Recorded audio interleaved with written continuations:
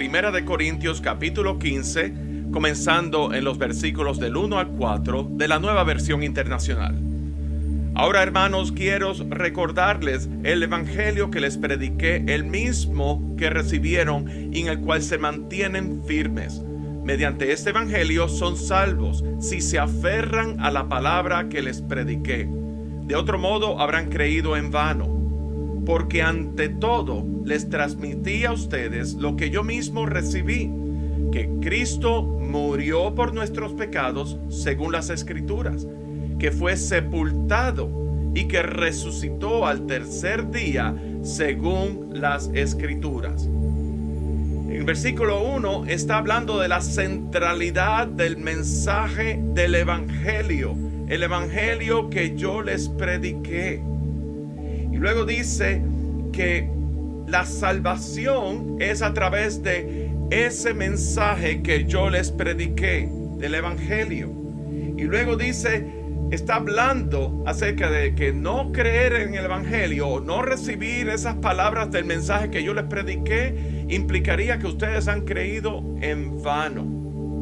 Pablo está estableciendo en el versículo 2 el medio por el cual somos salvos, y es a través de este evangelio. No está hablando de cualquier otro evangelio, de esta buena nueva de salvación por medio de Jesucristo.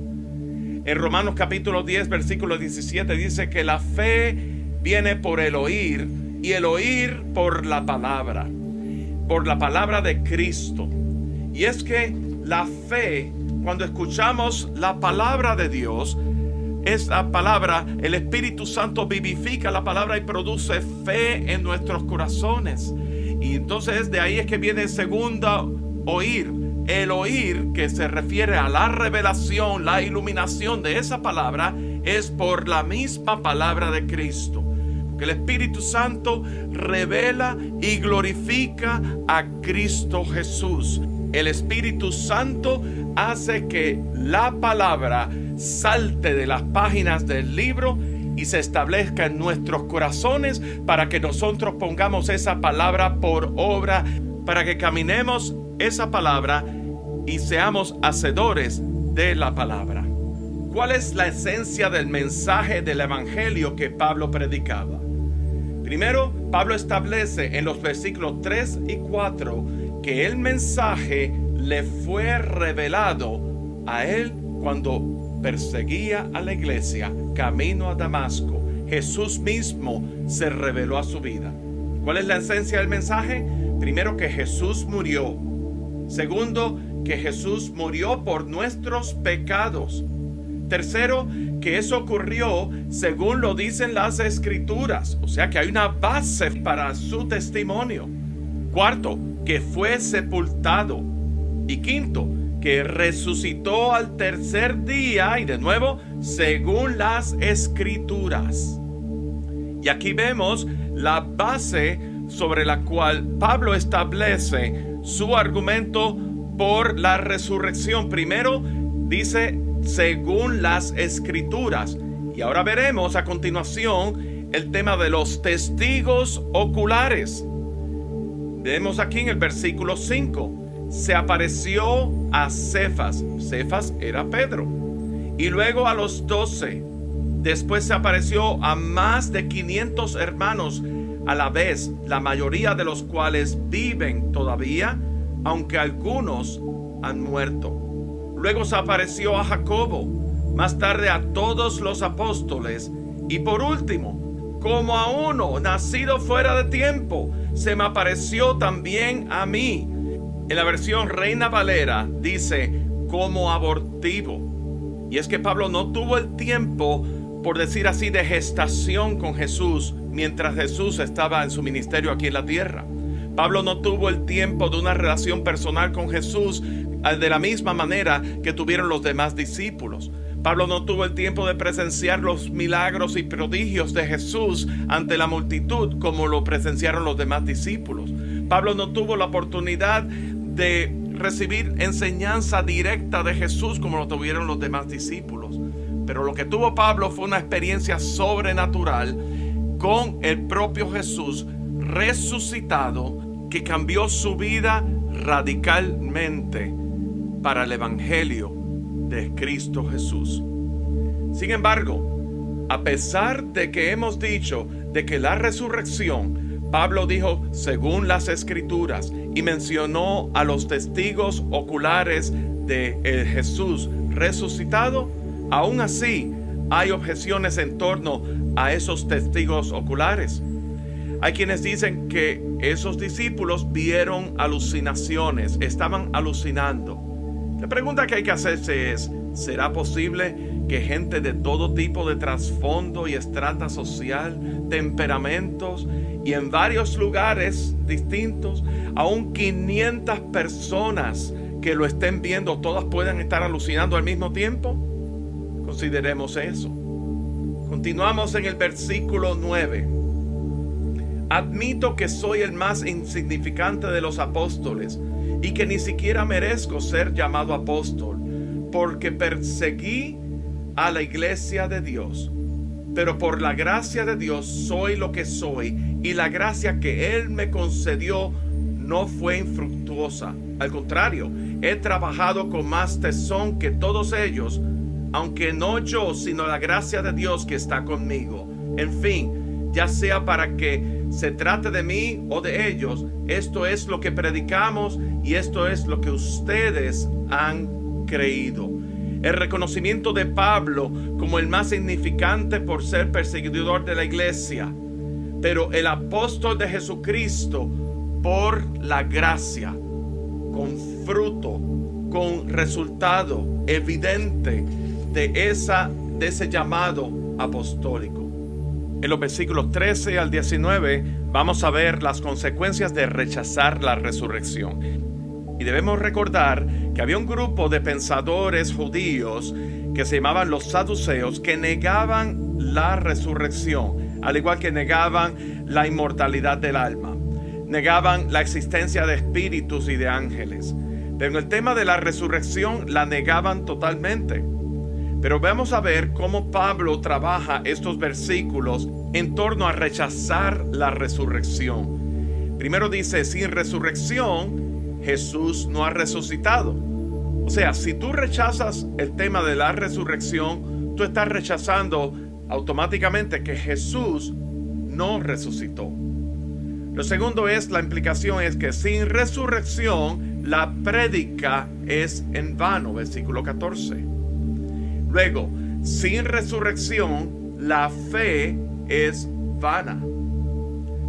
Luego el versículo 15, sin resurrección, el testimonio que les estoy dando acerca del evangelio que les he predicado es un falso testimonio de Dios. Versículo 17, sin resurrección no hubiera remisión de pecados.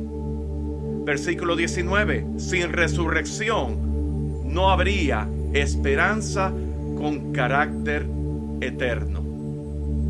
Entonces aquí Pablo hace un paréntesis y retoma la conversación en el verso 29. Y lo vamos a seguir analizando.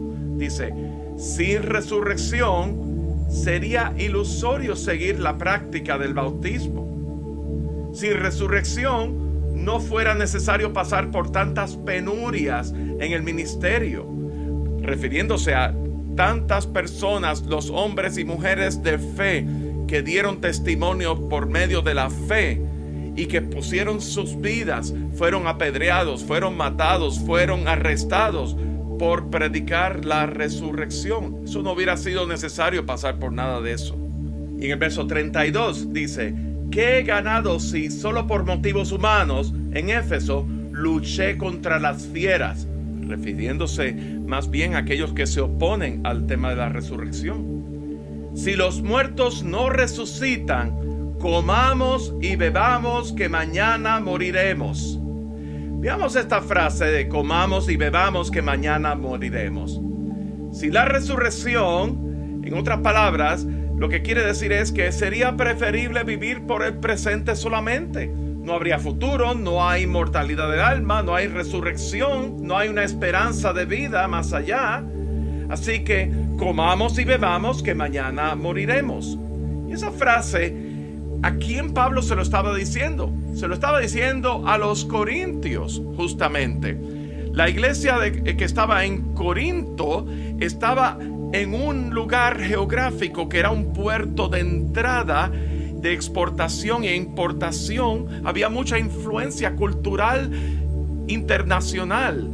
Y de esa misma manera muchas filosofías entraban a ese país, muchas religiones entraban a ese país, muchas influencias de distintas formas entraban. Y entonces Pablo se está dirigiendo a los corintios porque en esa cultura grecorromana estaban influenciados por los filósofos en gran manera.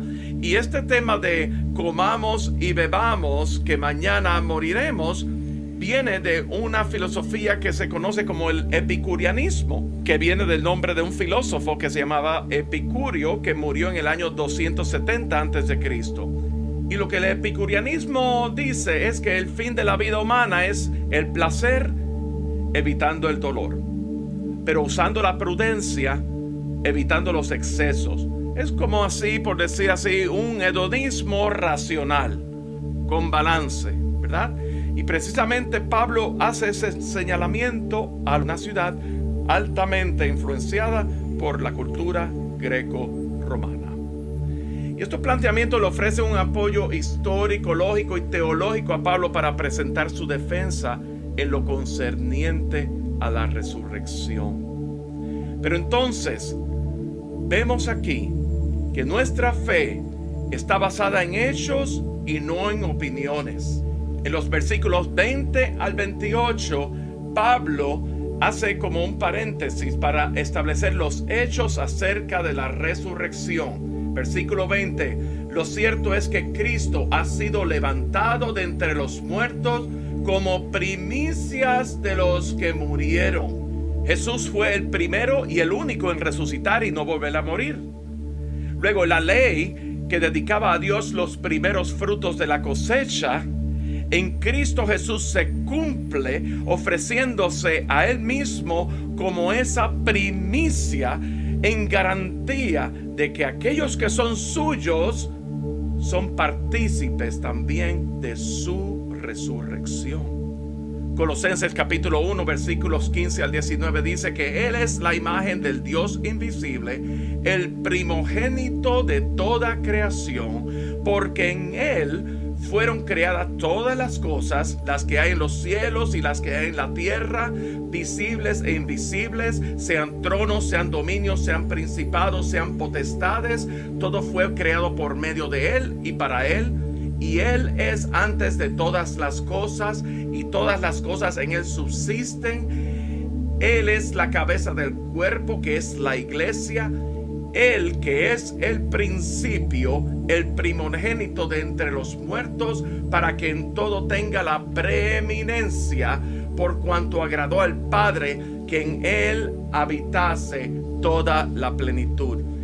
Y cuando leemos que Él es el primogénito de toda la creación, y luego dice que Él es el primogénito de entre los muertos, dice para que todo tenga la preeminencia. Habla la palabra en griego prototokos, que se refiere al el primero entre otros, que es lo mismo que la excelencia del Cristo glorificado, del Logos eterno que posee la vida existente en sí mismo. Prototokos. Y es importante que hagamos énfasis en esto debido a grupos sectarios provenientes del arianismo, que ellos creen que Jesús fue creado, y ellos se basan justamente en este versículo de Colosenses capítulo 1 versículo 15, cuando dice el primogénito de toda creación, para decir que fue el primero creado, de que Jesús fue el primero creado. Pero si ese fuera el caso, en lugar de decir en el original prototokos, hubiera dicho protoctistos, que significa primero creado. Pero en la palabra dice que Él es la imagen del Dios invisible, el excelente, el glorificado, el Logos eterno que posee vida existente en él mismo, el primogénito de toda la creación, el preeminente de toda la creación. Y luego los versículos de 23 a 28, en base a la resurrección, habla acerca del dominio y reinado de Cristo en tiempo apocalíptico. Leemos: pero cada uno en su debido orden. Cristo, las primicias. Después, cuando Él venga, los que le pertenecen. Entonces vendrá el fin, cuando Él entregue el reino a Dios el Padre, luego de destruir todo el dominio, autoridad y poder, porque es necesario que Cristo reine hasta poner a sus enemigos debajo de sus pies. Pero ¿cuál es la importancia y el valor de la resurrección? La resurrección demuestra la victoria sobre la muerte. La resurrección reivindica a Jesús y demuestra su total inocencia. Filipenses 3:16 dice: justificado o vindicado en el Espíritu. El poder de la resurrección demuestra que Jesús es Dios.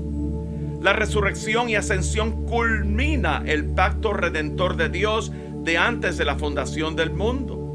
Ese pacto redentor que es suficiente para salvar a toda la humanidad y es eficiente en aquel que pone su fe en Cristo Jesús. Y regresando al versículo 3, todo esto cobra efectividad en tu vida cuando reconoces que Jesús murió por tu pecado. Pecado no solo de comisión, no solo porque hayas hecho cosas malas, sino pecado por condición de que fuiste traído a este mundo en pecado. Y solamente la muerte de Cristo Jesús y la sangre que Él derramó en la cruz puede reconciliarte con Dios.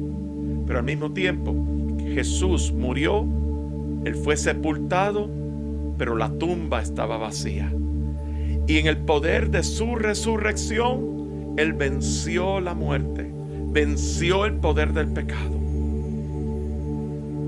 Y ese poder vive y actúa en cada uno de nosotros. Si tú confiesas con tu boca que Jesús es el Señor y crees en tu corazón que Dios le levantó de los muertos, serás salvo. Porque con el corazón se cree para justicia, pero con la boca se confiesa para salvación.